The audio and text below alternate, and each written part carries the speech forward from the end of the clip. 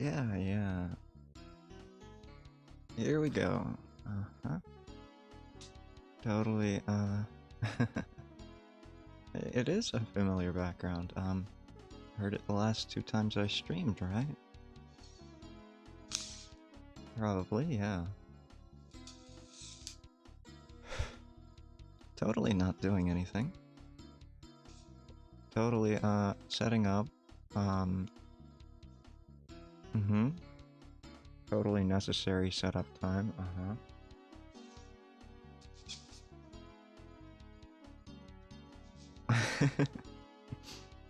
You know, I could turn the background music back on, but if I turn the background music back on, then I wouldn't have it, the sound check, right? Like, I put the sound check on, and you know what? Yeah, might as well, right? Turn you off. Hey there, hi there, Hyde here. Back at it with more Side Pockets. You know, the SNES classic. We're gonna be playing some more one pocket game, right? Yeah, one player pocket game. Yeah, yeah. I could turn actual BGM on, but here's the thing, right? Like, some of the songs I've been putting in my I basically just have a folder full of YouTube royalty-free, copyright-free stuff, and whenever I do any kind of video that needs BGM, oof, oof. Whenever I do any kind of video editing, I just pull from there. So they're all kind of undifferentiated in a mass. I have started organizing. Like, it's gotten to the point where even my mind can't keep up with every song. So I now have a folder titled Happy Sad, and Happy Sad is exactly what it sounds like, right? It's a bunch of sad music that can be mistaken for happy. And I made Happy Sad during the interactive fiction Gut Punch video. I also have one titled Classical, and despite what it says, it's not all classical music. That one was made for the Jekyll and Hyde video. Oh, I need to talk about that, don't I? Yeah, I gotta talk about that. This is fine now, I can associate good times to this music. Well, that might be helpful, right?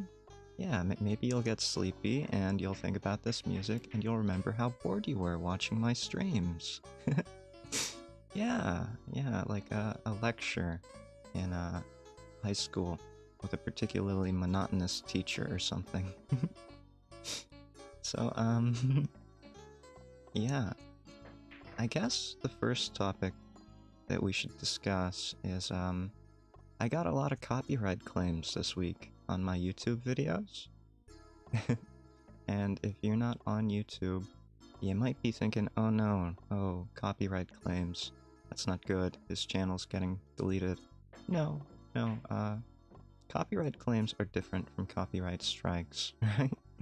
Yeah, even if you do have a YouTube channel, you might not know the difference, right? Yes, I'm sure you taught us many child-safe lessons on this channel. I stopped myself from teaching children how to identify the most common poisons in, you know, North America. I stopped myself. They can look them up if they want to, right? But I didn't tell them. I may have given them a few names like mayapple or moonseed, and they may grow all over, some as decorative ornamental plants and others as, you know, just roadside garbage. But I never told them how to identify them, right? And I specifically said, do not use these as poison, right? Yeah. Unfortunately, this is a live thing, so I can't edit those out. Yeah. But I would highly recommend that anyone who does any kind of foraging should probably learn the difference between wild grapes and moonseed. Very useful, right? Because you do not want to eat moonseed. I feel like I'm just gonna go over the same topics I've talked about 1,000 times, huh? Time to chill out to the Hyde. Hi Spike, nice to see you. Nice sunglasses you got there. 8-ball. Yeah, the 8-ball really should be sunglassed, but whatever, you know? We're not playing by the rules here. We're a shark of our own nature. Hi! Hi. Right. Okay, you've already got me on a tangent here. I wanted to talk about copyright claims, right? Yeah. So, my channel got 2 copyright claims. Ironically, both on the same movie. Both on the public domain 1920s silent film version of, yeah, John Barrymore's Dr. Jekyll and Mr. Hyde. So I got claimed both on my VOD, which I had Jekyll and Hyde for, and on the Jekyll-only video that I uploaded, in case people couldn't stand the chaos of having both of us. You used to the bonus stage now? Ah, yeah, I have gotten pretty good at this, haven't I? Like, this is... Oh, this is a bad shot. Watch as I, I'm gonna sink this cue ball into one of these pockets. If you call it, I mean, it looks like you meant to do it, right? Yeah, I meant to do that. You saw it go in there. Yeah. So I got copyright claimed, and claim isn't the same as a copyright strike. A copyright strike is basically, you've used copyrighted material. Now your channel has a strike. You have to take our course. And if you get 3 strikes in a period of 90 days, yeah, your channel's toast. But that's not what a copyright claim is. Copyright claim is someone has identified their content, their copyrighted content, in your video. And they're not taking it down, they're not requesting any kind of action. They can monetize it. So, if they want to, if you have monetization, they can get that monetization for themselves. And they can put 100 different ads on your channel's video. And I know what you're thinking. Hyde, you said it was a public domain movie. And it is. Which is why, I disputed it. I wish there was some sort of penalty for people who claim copyright when they don't have copyright. Yeah, that's the thing, right? YouTube, pretty much favors the claimant, right? That they, give them all the power. I'll walk you through the process here. So someone who thinks that you've used their copyrighted material, issues a little notice, right? On a YouTube, I guess, application. And then your video automatically gets a copyright claim. And then you get a little notice, if you're the creator of the video, saying such and such, or whoever, has claimed this video, or a portion of it. And usually they have to tell you which portion. In my case, they just claimed the entire movie section for one, and then the entire thing for the other. Which is funny, because they claimed a section of me speaking over nothing as their own. Funny, right? Yeah, I'll forgive them, right? Like, there was a grace period of like a couple seconds. Give it to them. They want to claim my content, that's fine. At that point, you as a content creator, you can dispute it, and you have to give them your full legal name in your dispute, so that they know that you're a human. Now, the claimant doesn't have to do that. The claimant can just use whatever they want, right? They can claim it as a company, they can claim it as a person, they can claim it as whatever they want. So, this is something you have to be very careful of when you're making a dispute as a VTuber, especially, because you do have to put your full legal name. Which is why I don't always fight disputes or fight copyright claims, because some of them, when you don't know, it could just be people fishing for information. So, sometimes I just don't fight the copyright claims, even though I know that I probably should. in this case I did, because it is such a slam dunk, right? Not only is every movie made before 1929, January 1st, 1929, in the USA, public domain, but this one is one of the most commonly cited as a public domain movie. So you're saying if I wanted to know your legal name, yes, all you would have to do is copyright claim my content, and then I would have to dispute it using my legal name. People have doxed VTubers like this before, so if you're a content creator, you have to be very careful. Yeah, I know, Spike, it's very scary. Which is why, I always look at who is trying to claim my videos. I try to look around and see if they're like a company, if there's, you know, private citizen, whatever it is. Oh, Rura emote. Oh yeah, it is a pink dino, isn't it? Yeah. I'm sorry, Spike, I don't have any emotes on my channel. Yeah. We don't get those on YouTube until like, 500 subscribers and, some ridiculous number of watch hours per month. Hi, Aria, nice to see you. I'm gonna claim your next video. Spike, please don't. Spike. Please don't. I probably won't dispute it. Again, I'm not monetizing anything, so, I don't need to dispute it, right? Yeah. I'm not here for channel emotes, I'm here for you. Oh, that's nice, that's nice. Yeah. You're just gonna have fun with, the emote that kinda looks like you? Now that would be copyright infringement, don't you think? I'm sure you have, a trademark or something on your design, right? The purple lollipop man? Yeah, you probably have one. As all VTubers really should, right?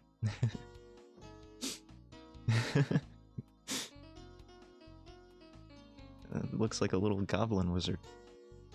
I am not a lollipop? Oh yes, yes, you're the lollipop. That's absolutely right. No. So I disputed the claims, and I wrote like the maximum number of words I could in my dispute. I went over, oh, this is the copyright number for the original movie, signed by the holders of the copyright, at the date, it was 1920, and the original copyright number. And that was the first thing I did. I showed them it's in public domain, because the law says in the USA, any movie made before January 1st, 1929, copyrighted before 1929, is in public domain. It gets a bit weirder after 1929 because of mostly Disney, but that's fine. Oh, I didn't even see that. Yeah, YouTube emotes are disgusting. They kinda are. Like, I do think Twitch has better emotes, and they have a better emote culture. They really should let, smaller creators have their own emotes. But, I guess that's, one of the trade-offs, isn't it? Yeah. Why is this meme so huge? What meme? Oh, the lollipop meme? I don't know. I really don't know. Like, the first stream that I came to for you, like, I heard the lollipop meme from someone in your chat. You'll remember because I was very impressed by your crab rave redeems. Yeah, I thought those were the best thing ever, and I still do. The little dancing crabs are fantastic. Yeah. This has been seriously educational, though. In OPSEC defense, of course, not stalking. Yeah, uh-huh. Uh-huh. You really do gotta be careful out there. Yeah. I'm not the first one that, people have copyright claimed, or copyright struck, as it were. I'll go back into that, I guess. So, once you make your dispute, the claimant themselves get to review it. It isn't YouTube looking at it as a third, party. They're not fair, they're not impartial. They don't have anything to do with it, so the responsibility is not on them. So the culpability of determining who owns what is really on the claimant. So if they wanted to, even if I were right, they could still say, no, you're wrong, we own this. And some companies actually do. They're very predatory, because the next step of the process is an appeal to that. And you can appeal it, the decision the claimant made, and your appeal goes to the claimant again. It just goes right back to them every single time. And they'll look at it, at whatever you appealed, and they'll say, oh, we made a mistake, or nope, this is still ours. And if you're not happy with that, you've got to... Or no. The claimant will say, here's a cease and desist, and we're taking down your video. And if you don't want them to take down your video, because, you know, it's public domain or whatever, then you have to essentially sign a legal document and give them a counter notice. And this will lead to legal proceedings. So, not ideal, really. Yeah, it very much is in the claimant's favor, and there's nothing that you can do about it. So I was very shocked that 2 days after I sent my dispute, I got some messages back from YouTube saying the claimants had accepted my dispute. As they well should, because I did ask them for their copyright number on the content they said they owned, after providing them with the copyright number from 1920. Yeah, that took some digging, right? Like, a lot of people don't know this, but copyright numbers are not typically published anymore. You actually have to dig into them for any newer movies or any new copyrights. You have to kind of be a professional. I got lucky though, because YouTube had referenced the original copyright number, and it was published in, I think it's ATIF. Yeah, they published pretty much every movie made before a certain date, their copyrights. So you can look into those for the catalogs. Yeah. I would say congrats, but feels inappropriate, as it was just, yeah, it was just an unnecessary hassle. Probably by a predatory company looking to make money off of people who don't want to deal with a hassle. And usually I don't want to deal with a hassle, but this time it was just like, okay, I didn't even argue that the movie was in public domain, despite it being in public domain. That was not my dispute. I disputed it on basis of fair use. And one of my claims as fair use was that the original video is public domain. Which is true, the original video is. Now, people can make derivatives from that, and this is where the law gets a bit tricky. They can copyright those derivatives in a sense. They can say they alter it drastically. Like if you recolorized a black and white movie. Yeah. You know what I mean? Have you ever seen one of those? Like World War II documentaries do that a lot. They hire people to colorize black and white film. Yeah. Those are always cool. And technically, you might be able to copyright that, even if the original video is public domain. Yeah. So I was thinking, okay, maybe they didn't copyright, or maybe they did copyright something in this. Something small, like they added graininess to the film, or they tinted the film in some way, and maybe they own that. I don't think they did, because they never responded to my request for copyright number.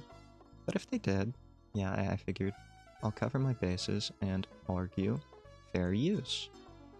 Now, fair use is an even murkier set of laws, right?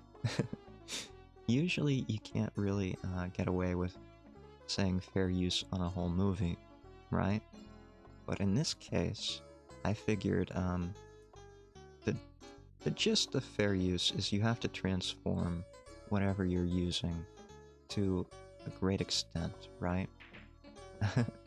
So, not only did I add background music, because the film is silent, it did actually have background music for it, but that would be played in like the theater, at the theater's discretion. They would hire musicians, or sometimes they would make their own scores, and that would be a sort of draw for people coming to see your showing of the silent film, as opposed to some other theater's showing of it. Yeah. So there are like scores for the film written, and they're all over the place. I'm not gonna, you know, hire an orchestra to do it. I just use copyright-free music from YouTube, the YouTube audio library, which is one of the nicest things of being on YouTube, right? They have all of this music and all these sound effects that you can use on the platform for free. It makes it so much less of a hassle to not have to worry about, oh, am I gonna get a strike for this? Am I gonna get my VOD muted? Yeah. I hate that. Because I have used Microsoft's library, and even if they say something is okay to be used on YouTube, and you don't have to give credits, so it's like Creative Commons, but you don't actually have to credit anyone or anything, whatever. Yeah, I've gotten a copyright claim on that before, so I stopped using theirs, which was very upsetting for me. You can never trust it, so I just use, everything is either recorded by me, or that would be like Foley is recorded by me. It's not good, but it's fine. Or I use theirs. Yeah, so that's the first thing I did. The second thing I did was, I argued that I added commentary to nearly the entire video. Not just once, but twice. In the characters of Edward Hyde and Henry Jekyll. Because in the VOD, especially, I had both of us, which was very transformative, I think. Oh, there we go. Maybe I'm not so good at these trick shots, huh? Yeah. So I added background music, I added Foley sound effects, like when Hyde was beating... What was his face? Lord whatever. Lord Sinful. Yeah, Lord Sinful Face. When he was getting beaten by Jekyll's cane, yeah, I added Foley to that. I also added crunching sounds when Edward Hyde was stomping on a street urchin. Yeah. I figured those would be appropriate. So I did do a lot of transformation. I even put visuals, right? Because I am a PNGtuber, so that's adding visuals to it to transform it. And I set it in a custom background. So I resized the film itself. Yeah, sank the queue again. So I did all these transformative elements to it, and I argued all of that in addition to the movie being in public domain. So any kind of transformation that they might have copyrighted, I figured I probably did more than they did. Right? Yeah. So if they wanted to argue anything, that was my defense. And they took it. They get 30 days to reply to a claim, and if they don't reply in 30 days, then the claim gets dissolved, right? Like the claim goes away, you get your video, you can monetize it however you want. But here's the kicker. Just because they accepted my dispute and got rid of the claims on my videos, that doesn't mean anything. They can come back tomorrow and make the same exact claim that they own the same exact content, and YouTube will let them. There's nothing stopping them. I kinda hate that, right? We're gonna go for that 8 ball into the 2. This is a tricky shot. We need to hit it right on the side. Absolute concentration. With a little switch joypad. I think right there. Yeah, just like that. So, they could come back tomorrow and I'd have to do the same thing. I'd have to argue at the same points. It's just gonna be a hassle, right? With this looming over my head. Because YouTube, I don't know if they actually penalize people who make false claims. I don't know, like, it would be hard to prove a false claim, right? They never say that, they don't own the content. They just say they accept your dispute. So, it's not like... It's not like anything changes. They could still own the content, or say they own the content, and be like, yeah, okay, we're gonna drop the dispute, though. And they could be back tomorrow. It's ridiculous. And, I understand why a lot of people wouldn't want to fight it like this, right? The system really isn't in the small YouTube creators' favor. Anybody could claim anything, right? People could claim my wholly original videos if they really wanted to, and I would have to argue against that. It would just be a hassle. Technically, there are supposed to be legal repercussions for false claims, but the only kind of repercussions I know about are false disputes, right? So when you get a copyright claim and you dispute that, if you're wrong, you might get penalized, right? So if content claimants say that you're wrong, you can get penalized, you can face legal, you know, troubles, you have to go to court, be a whole mess. So there are a lot of people who just never fight these things in, you know, any sense. And when you get a culture like that going around, kind of makes it tough, right? Kind of makes it very tough to actually care about fighting claims, right? It also makes it very tough to actually care about the companies who predate on small content creators. Like, I guarantee, a company who did this to me and claimed my movie, claimed my videos, my VOD, yeah, they're probably doing the same thing to other people. And a lot of other people probably aren't fighting it, they're not disputing it. And they're getting away with it. And they get to monetize all of these different videos, right? It's free money, why wouldn't they? It's really slimy though, right? Like, that sounds awful, doesn't it? That they can just get away with this whenever they want. And it's a numbers game for them. Like, yeah, they might be wrong, but there are no repercussions that I know about for them being wrong, for making false claims. Only for false counterclaims or disputes.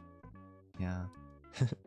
So that they don't really have any kind of punishment for doing this, for preying upon small YouTube creators that I know about. Now, I could be wrong. Hyde has been wrong many times in the past. He'll be wrong many times in the future. But as far as I know, there are no repercussions for these people. That should not have worked. Did you see that 5-ball? Corner pocket? Man.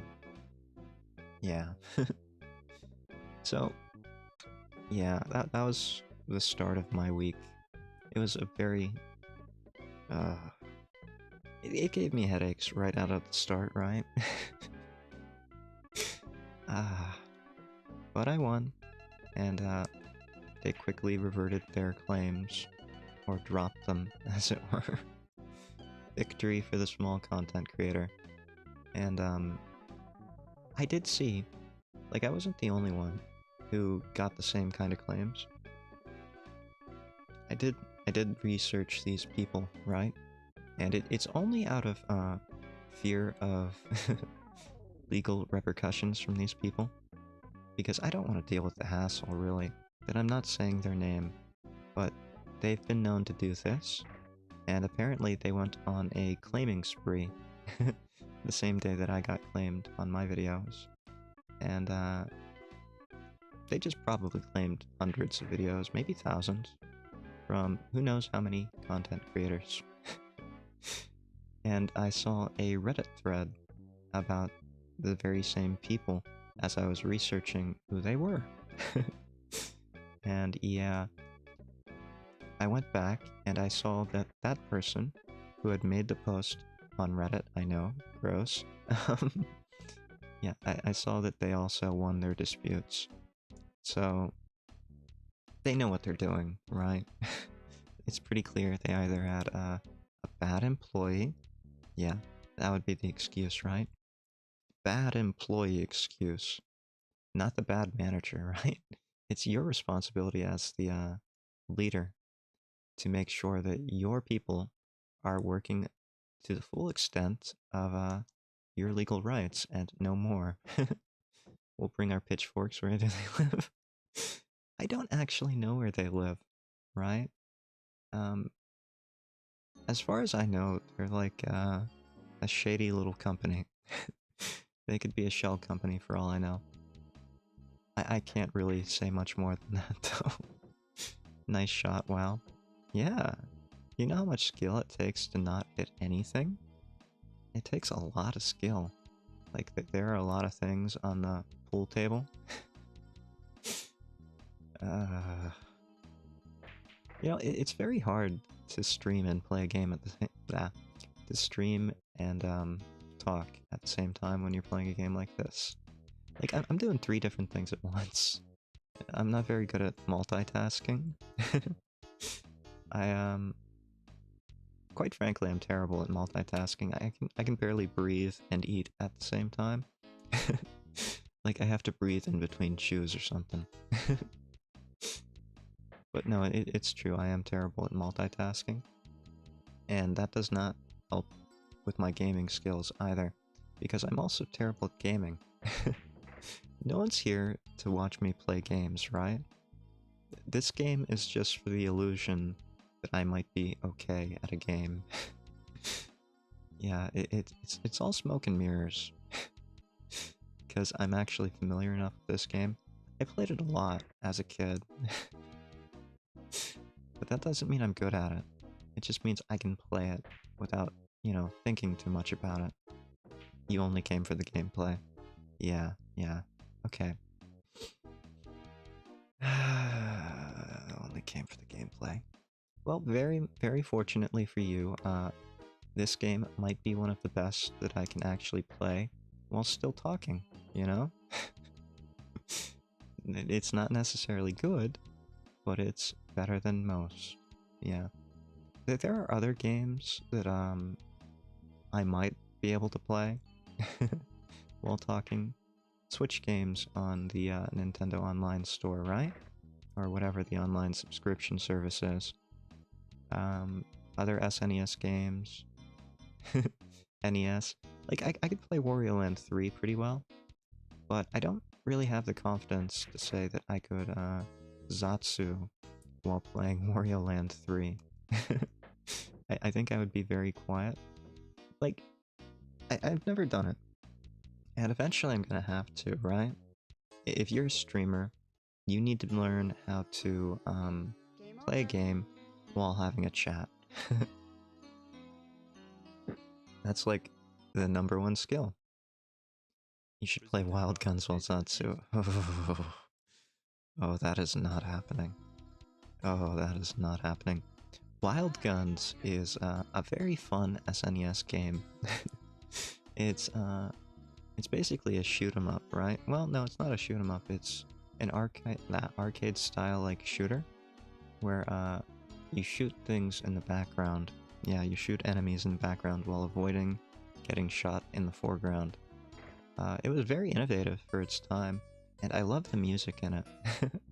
But that game, it takes all of my mental faculties to even play it. I cannot play it very well. Because you've got to shoot, you've got to dodge, you can throw a lasso, then there are, like, screen clearers with dynamite. Yeah, you can pick up dynamite in that game that enemies toss at you, if you're fast enough, and you can toss it back at them. It's a very fun game, and maybe I'll play it someday, but, yeah, I don't think Zatsuing is going to happen with that. I don't even know if I could talk over a game like that. I don't really have the confidence yet. I'm still starting out as a streamer. Like, I know I've been making content for 6 months now. Time flies, right? I remember when I just started out, and I played a game that I was fairly confident with, Backpack Hero. It's a roguelite, or a roguelike, inventory management game. It's really fun. Or it was. There's a reason why it hasn't been on my channel in a long time. But it was very fun, and I'd been playing a lot of it.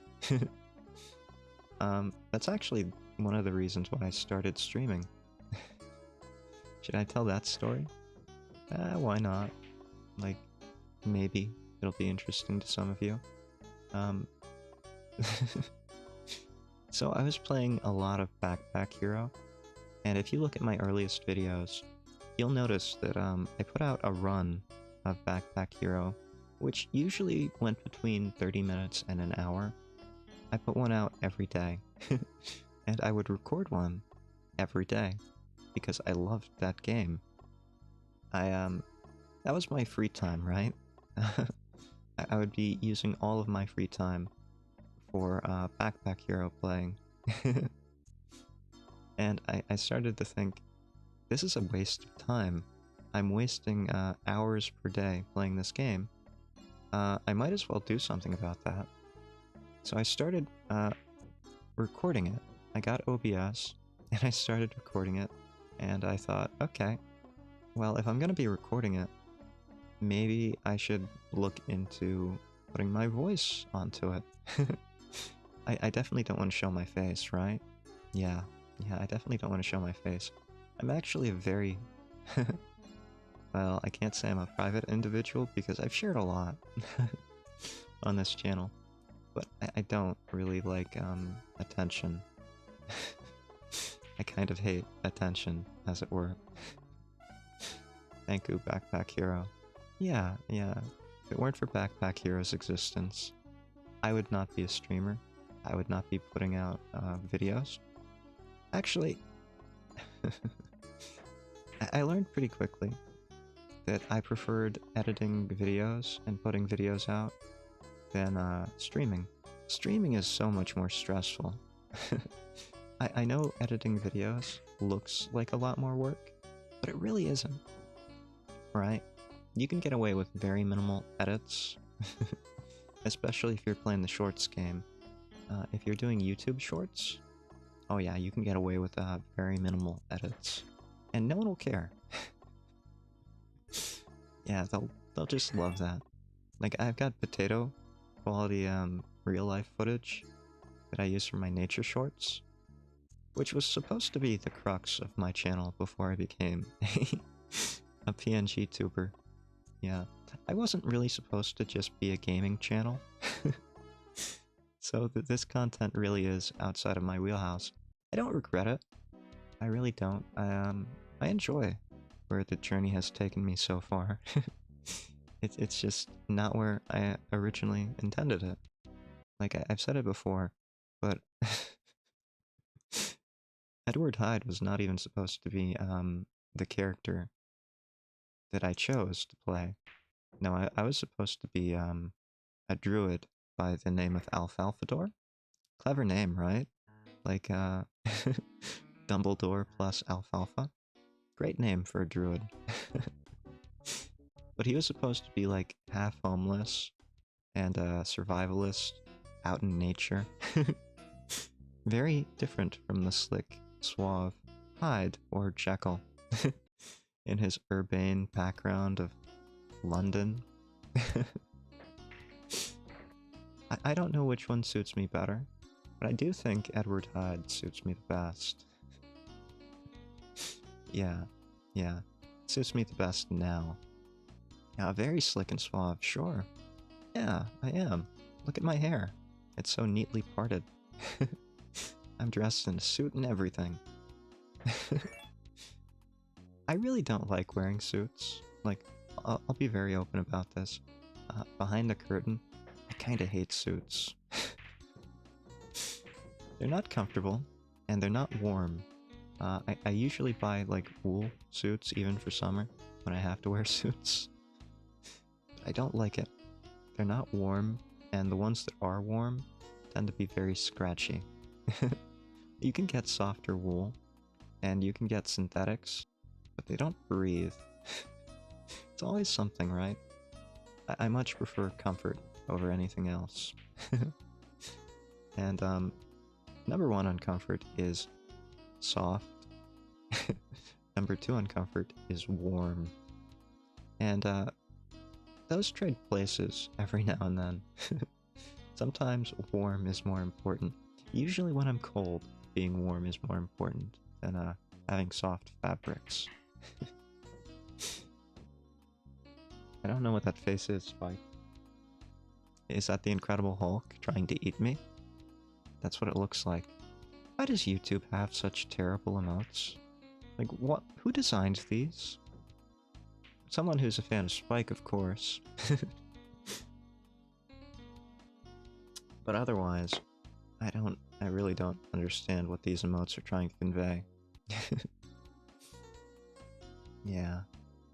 So, my channel is very different from how I envisioned it. What with the nearly entirely gameplay footage. Yeah. And the PNGtuber persona. Like, even when I was deciding PNGtuber, this wasn't it. Even when I decided Hyde, like, if you look at my first voiced VOD on this channel, you'll see that Edward Hyde was supposed to look a lot meaner, a lot older, a lot gruffer. And he kinda sounded it, too. Because this was a period of, this was after a period of 8 years of maybe saying, at most, 100 to 200 words per day. I think I went kind of feral. I forgot how to speak like a human. It's coming back to me. Give me another 6 months, we'll see what I can do. But yeah, the original Edward Hyde model, not great. And I was told immediately, by some kind people who were offering advice, that I don't look like a European Dracula. You don't look like no European Dracula? And joke's on them, because I've actually done Dracula voices for many videos now. Yeah. Yeah. Yeah. So I decided, okay, I guess I can't be a European Dracula. And I made this one. I say made, but it's more editing. Yeah.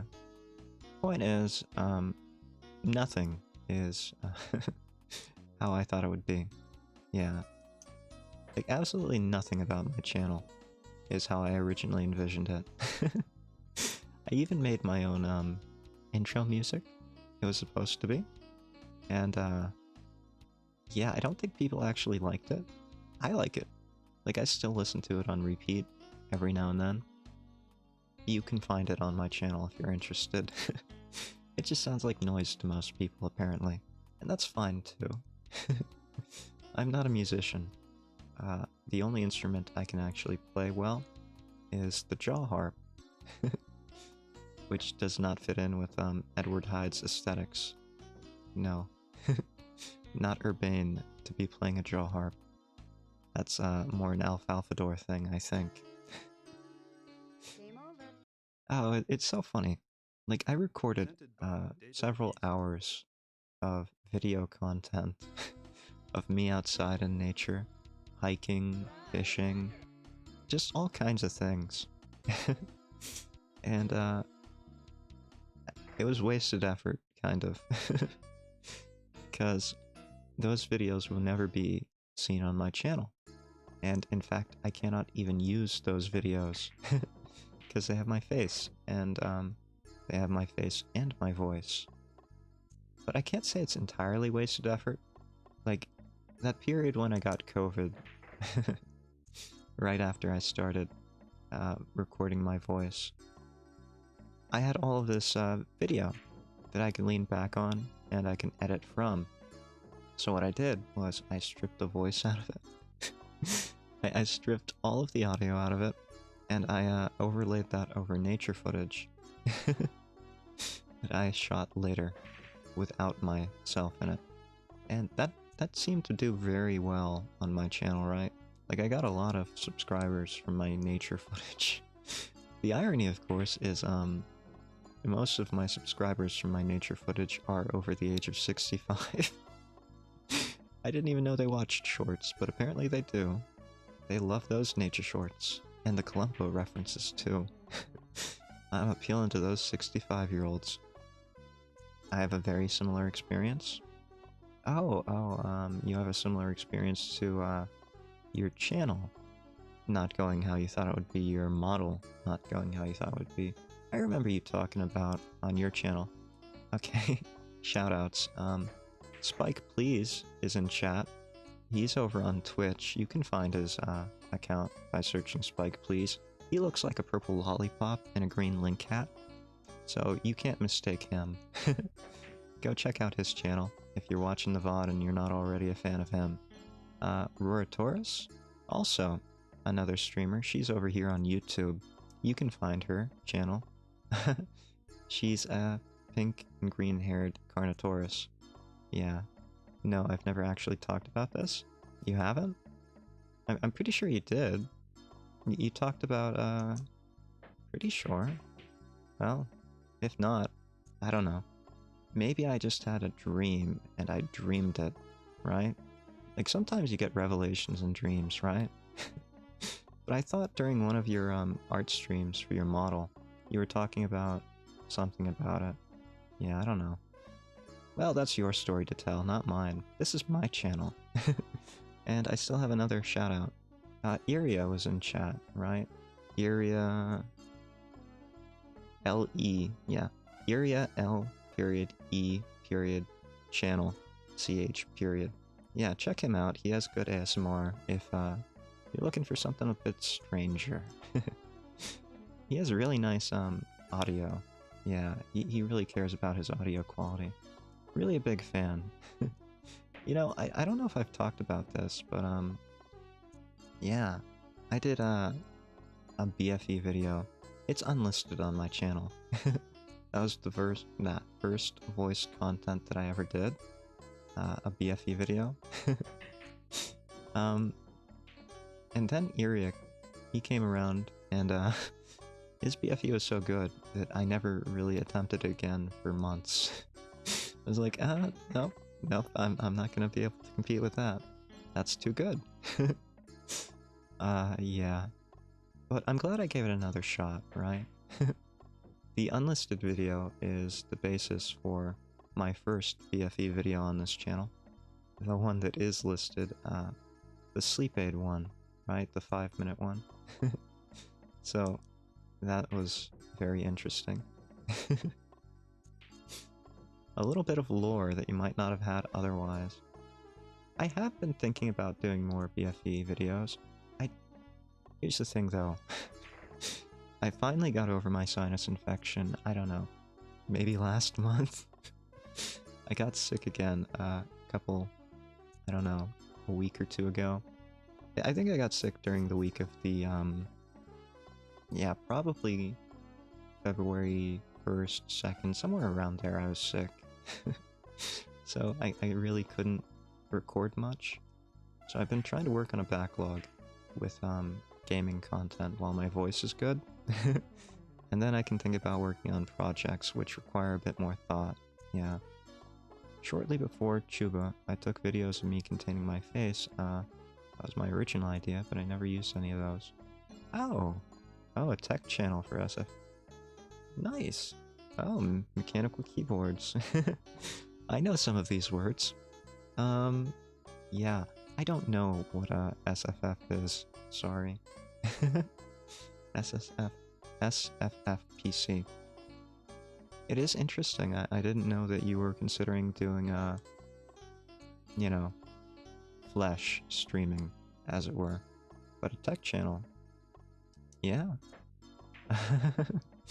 I probably wouldn't have watched, if I'm being honest. Here's the thing about Hyde, right? Hyde is an old man, and true to life, old men are not good with technology most of the time. And Hyde is very much one of those stereotypes. PC's under 20 liters. Mine are even less than half of that. That's impressive. Less than half of, I guess, small PCs. You know, I've heard of water cooling, but holding 20 liters of water, that's pretty impressive, right? Yeah, like imagine how much you have to circulate that water to keep your PC cool. I imagine you mean the case. It's really weird that, yeah, you're measuring in liters, right? Could you give me that in gallons, maybe? That might mean a little bit more to me. I think so. Yeah. I don't know. It's very strange that anyone should choose to be, a PNGtuber or a VTuber. I think so, at least. It seems like the content demand isn't, necessarily there. Like, you'd have a much wider audience if you show your face. I think that's the truth of the matter. More people will give you a chance if you show your face. But then you have to invest in things like lighting and self-care, and you've actually gotta brush your hair. I'm not brushing all of my hair. No. Like, and I don't know if I've said it on this channel, but I have really long hair. Canonically, Hyde has a ponytail. You just can't see it. Yeah. So canonically, Hyde has a ponytail back there. It's just, very messy. That's why you can see the little fringes. Hyde is a very messy person. No. I'm not brushing all of my hair, though. I have like 3 feet of hair. For you metric folks out there, that's a full meter of hair that I would have to brush every time I wanted to record. Not happening. I'm sorry. Like, I'll just put it in a ponytail and I'll be done with it. You know? Yeah, here's a fun little tip for you. If you comb your hair once and you get all the knots out of it and you put it in a ponytail, and so long as the ponytail never comes out, like, your hair can't get knotted. It's like physically impossible if you have a tight enough ponytail. Now that might damage your hair. I know. I've been there. Like, if you want hair care tips, I can give you hair care tips. But I don't think that's what people subscribe for. I think most people who subscribe to my channel, they want the Columbo references, right? They want the nature footage. They want to hear about the taxidermy squirrel. Yeah. That's a bit that I've never quite explained on my channel. The taxidermy squirrel. If you've never watched Columbo, Columbo is a crime drama from like the 1960s, 1970s, and I think the last episode aired in early 2000 and I don't know, something, before 2010. Hair care with Hyde. Yeah, I used to take very good care of my hair, right? Like, I would buy nice conditioner for it, and I don't just mean like shampoo conditioner where you wash it out. I mean like leave-in conditioner. I would treat it very well, and I had very soft hair. I don't want to dox myself too much, but I will say that I had very soft hair back when I actually took care of it. And now, I just use a bar of Irish Spring soap as shampoo. I used to buy special shampoo for it. I used to make sure it was soft and it smelled neutral and clean. I like the citrus. Yeah, I like the citrus smells. but nowadays, Irish Spring. Bar soap. If I could buy lye soap, actually, fun fact, I could probably order some lye soap from a bunch of different places. Amazon for sure. That stuff will burn your hair. Citrus isn't neutral. Yeah, you're not wrong. But, a lot of people would consider it neutral. I agree that it isn't. Like, in absolute sense, in an objective sense, it isn't neutral. It's, citrus. But it is the standard clean scent, right? Oh, that reminds me, there are only so many clean scents, in cleaning products, right? Yeah, we're gonna talk about cleaning products now. Our channel is now talking about cleaning products. Isn't that fun, Jekyll? Yeah, Hyde. Let's talk about cleaning products. Hold on, I can do this better. Yeah, Hyde. Oh, hold on. Hold on, did I change? Yeah. Yeah, Hyde. Let's talk about cleaning products. That sounds like fun content, Hyde. Everybody loves cleaning products. Especially the 65 and older demographic who you appeal to. I don't know how I got the 65 and up demographic. It's just one of those things that happened, I think. Right? Like, they like the nature footage, they don't have good eyesight, so they can't tell that it's bad. So we're just gonna talk about cleaning products. And as a kid, like, the common cleaning products that I would smell in my house were, like, citrus scented. Hold on, disclaimer. Kids, if there are any kids on my video, please do not sniff or inhale the fumes of cleaning products. This is unwell for your health. Oh, that's me. I hope not. I don't think it is. Well, you can never be too sure online, right? You never know who you're dealing with online. Yeah, don't inhale the fumes of cleaning products, but when you're cleaning, like, they leave a scent, and Americans especially are kind of tuned to two scents, either citrus, and it's usually like lemon peel, whether you realize it's lemon peel or not, or pine sol. Like, if you had hardwood floors, you probably smelled pine sol a lot. It's one of the few things that you would want to clean a hardwood floor with, I think. Or maybe we were just weird, and my family didn't take very good care of our hardwood floors. I don't know. Probably did. I'm gonna assume pine sol is acceptable for hardwood floors. Broke that shot glass right off. And pine sol, it doesn't really smell like pine, right? It smells more like pine tar, but not pine. When people say they smell pine, usually what they mean is like, get a Christmas tree and it's a fir, and you get these aromatics from the needles, and a little bit of the sap. But I'm not talking about the sap. I'm talking like the grossest part of the sap. The tarry substance. The stuff that would turn into creosote if you let it. Yeah, that stuff is what pine sol smells like. And also lemon peel. Like, you can smell the lemon peel in pine sol. But OxyClean. OxyClean is another common cleaning product. Billy Mays sold that on television. You remember that? Back when there were infomercials on television, and there were personalities who got famous just selling things on television? Like, they weren't even movie stars or actors or anything. They were just salesmen. And Billy Mays was one of the most popular infomercial salesmen in America.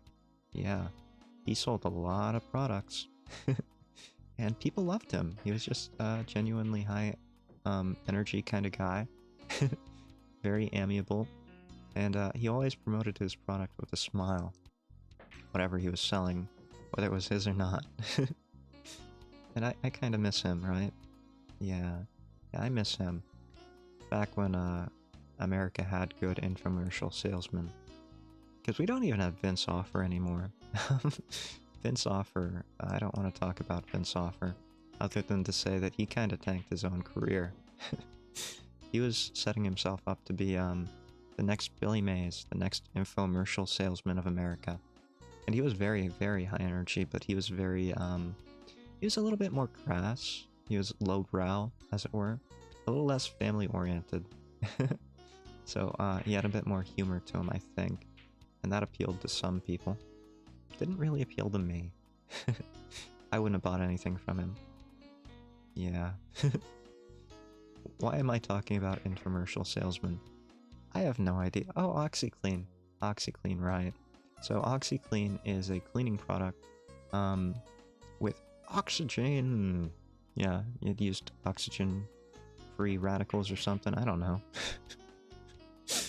Probably, right? Used the science of oxygen to remove stains from your clothing. I don't know how that works. I really don't, because you would think that oxygen would cause oxidative processes, which would make a stain set in. So what I think what was really doing it was acidity. Yeah, there was probably acidity in these products. Or maybe the oxygen came in the form of like carbon dioxide. Like, have you ever used club soda to get a stain out of a carpet?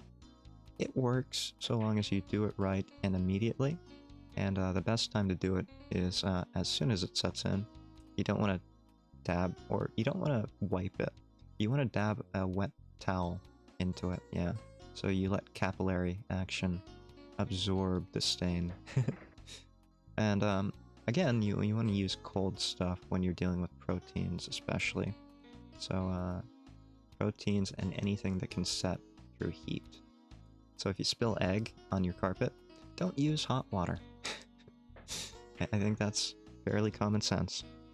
But you never know, right? Like, a lot of people aren't very scientifically literate these days. So maybe they use hot water, thinking hot water is good. Hot water will help clean it better. And then what they end up doing is cooking the proteins until they cling into the carpet. Yeah, sometimes cold water is better. The exception to that might be grease.